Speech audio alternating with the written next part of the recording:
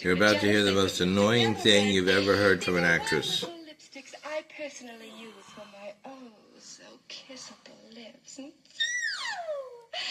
that you will not be hearing about. That is the most annoying thing I've ever heard an actress do. So she is a total zero as far as I'm concerned.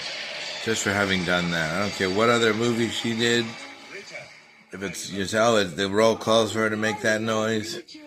There's no reason why a successful, intelligent actress would agree to make that terrible sound. So, Jayne Mansfield for me is a total zero. And I hope her gravestone says that, total zero.